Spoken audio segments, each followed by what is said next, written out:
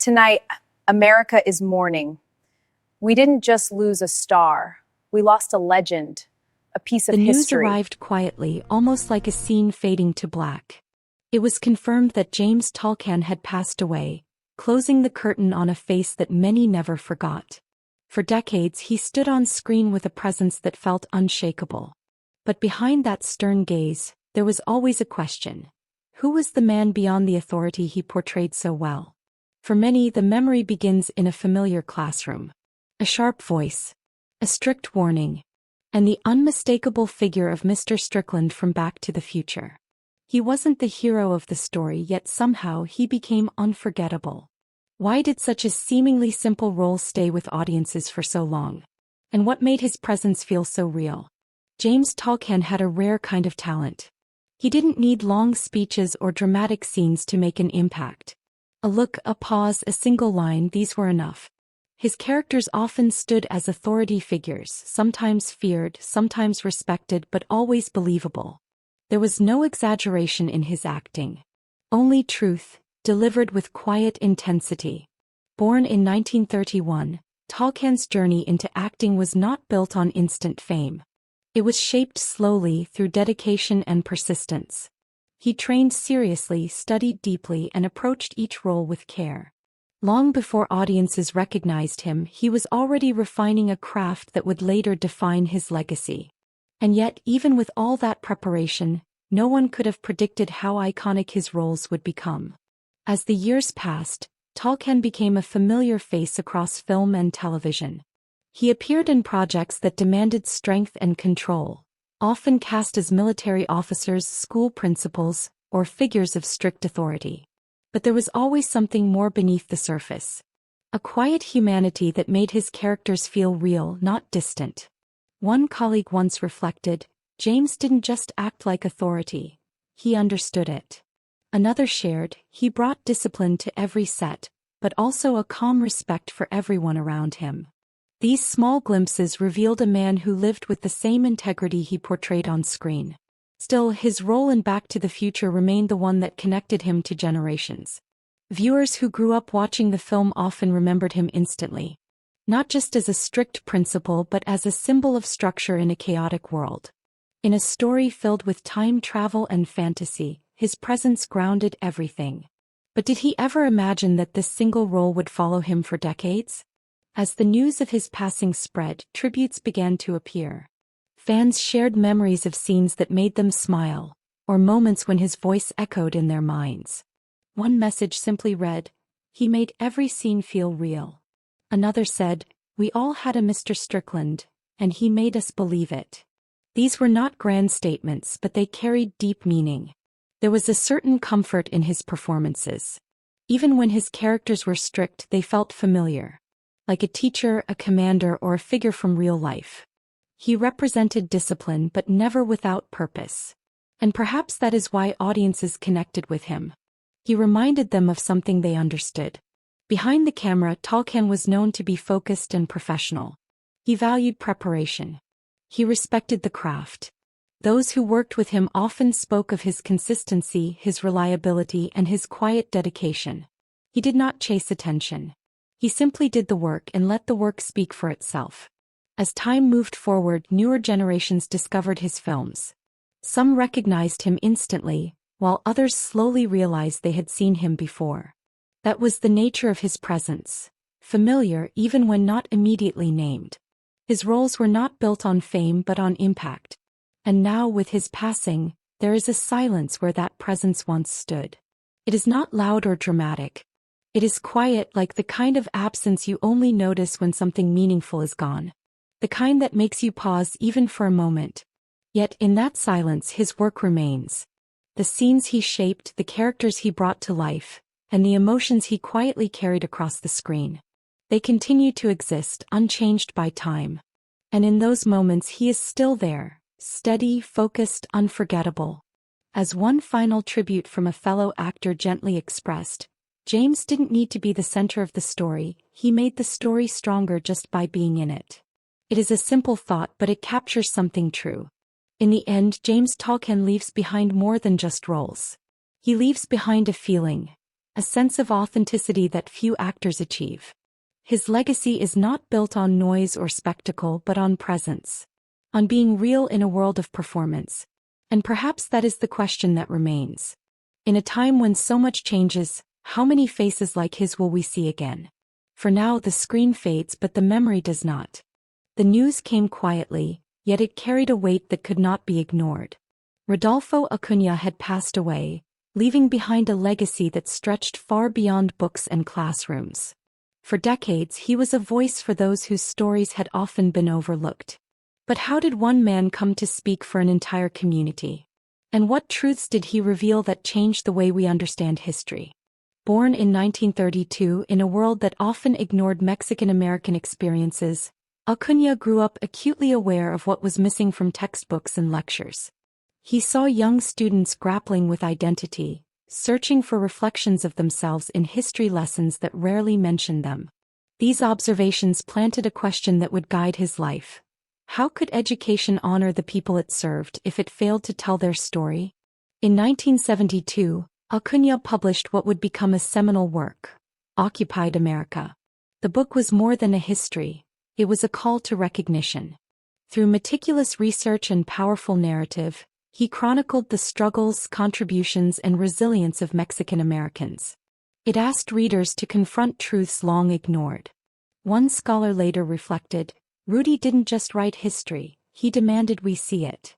His approach was never distant or academic for the sake of prestige. Acuña's lectures were alive with energy, his voice carrying both authority and care. Students remember him pausing mid-sentence, looking around the room and asking, "Do you see yourselves in this story?"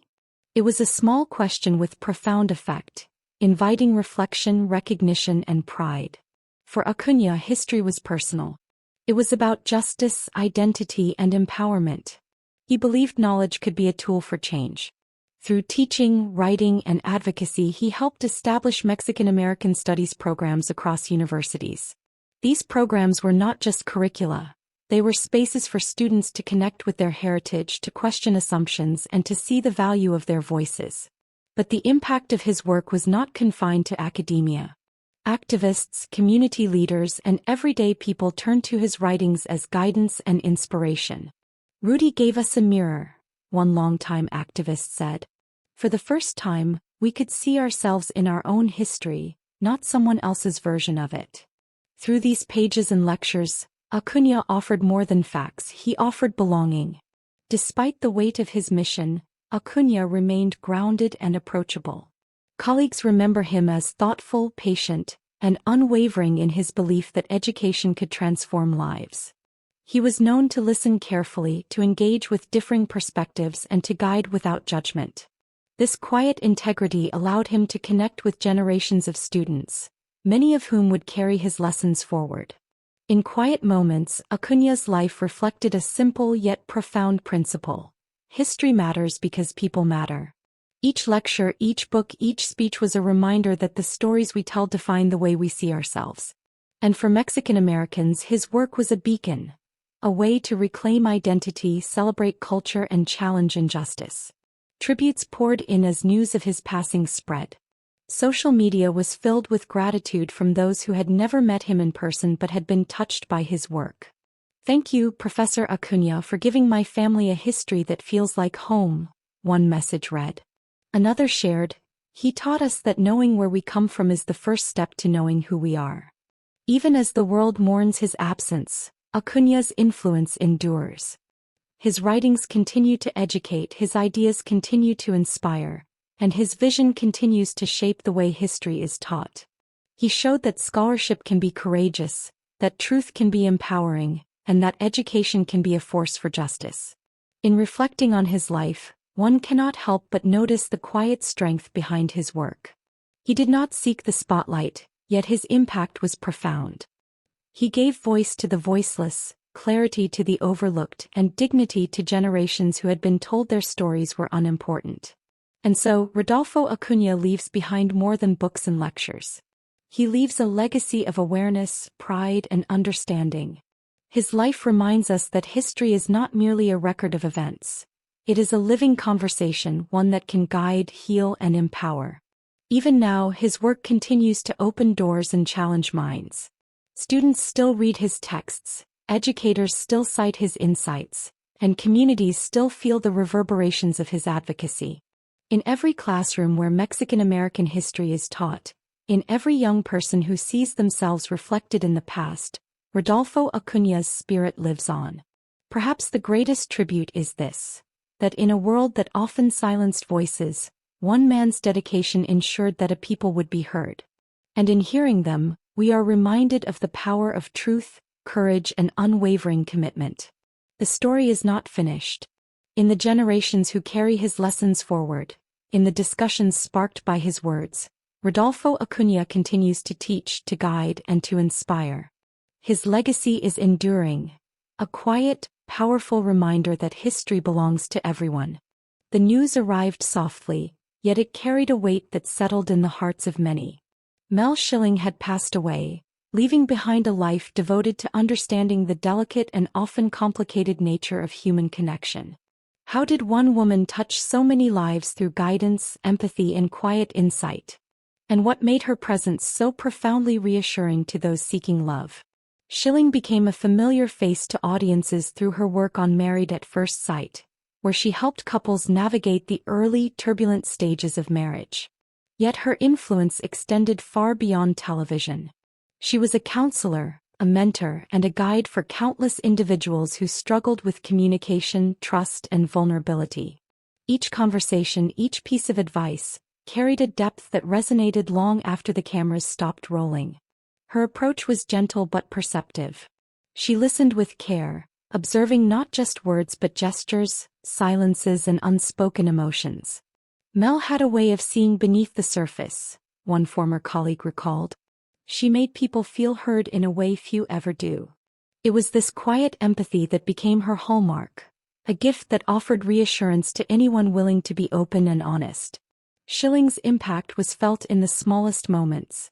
A participant recalling a tense dinner scene once said, "Her calm voice cut through the panic. Suddenly we could breathe again." She had an uncanny ability to create space for reflection, even amid conflict. It was in these moments of quiet guidance that her true talent shone, helping people confront fears, acknowledge emotions, and consider perspectives they had not before. Beyond the screen, Schilling dedicated herself to education and public speaking. She led workshops, wrote articles, and shared insights with broader audiences, always emphasizing the importance of empathy, understanding, and authentic connection. Those who attended her sessions often described a sense of safety, a permission to explore feelings without judgment.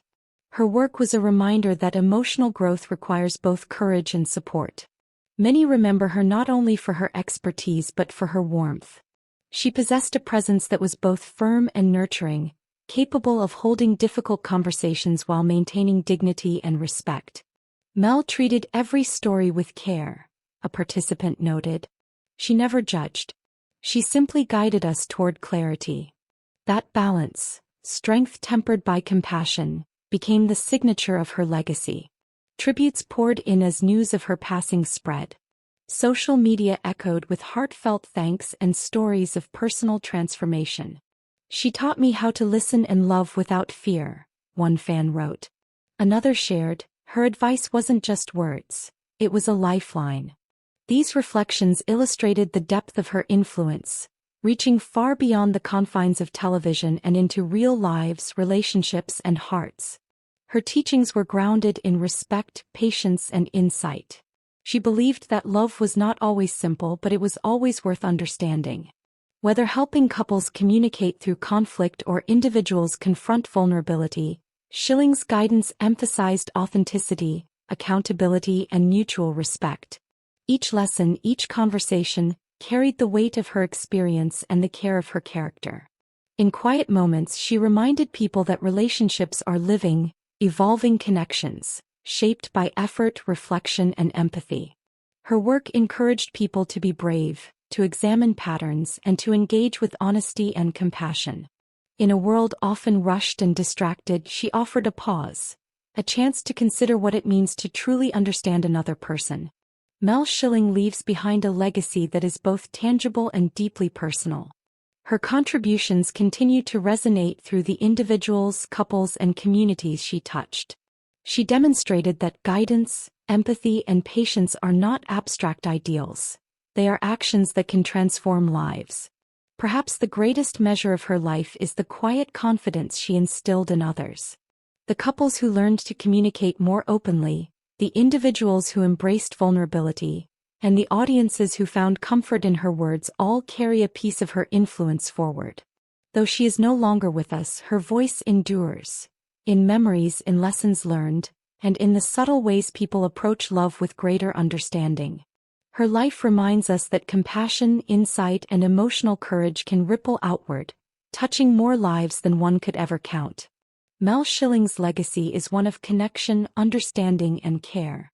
In every conversation she guided, every relationship she nurtured, and every heart she helped understand itself and others, she leaves behind a quiet, enduring imprint, a testament to the power of empathy and the human capacity for love.